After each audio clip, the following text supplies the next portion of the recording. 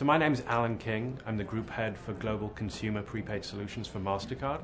I'm responsible for driving our product development strategy for prepaid around the world on the consumer segment. I'm based in London, which is great. It gives me a view of the world from a central location. It allows me to help drive the growth of prepaid both in Europe as well as Asia, Latin America, and keep an eye on what's going on in the US at the same time.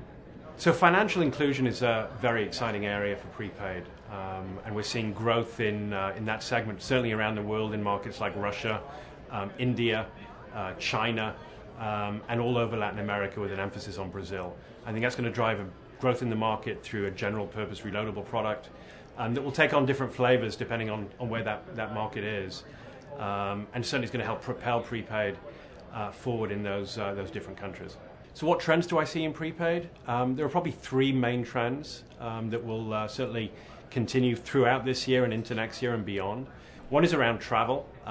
There's a huge growth in travel from a prepaid perspective in all different parts of the world, whether it's in developed markets like the UK or Australia through to emerging markets in India, Brazil, where consumers and corporates actually are starting to see the convenience of using an alternative instrument for their travel needs, an alternative to cash, alternative to traveler's checks, even alternative to their credit and debit cards, as it gives them more control.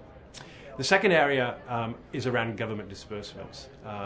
Very developed in the US, but again, we're starting to see emerging trends in Europe as well as in Asia, where governments are starting to look at prepaid as a payment instrument of choice for dispersing welfare benefits, as well as other payments to their citizens in those markets. So the third one is a low-value payments area, and we're starting to see with the proliferation of contactless acceptance, new opportunities emerging to really win the war on cash and target those low-ticket environments where cash has generally been king, whether that's quick service restaurants, whether that's cafes, public transportation.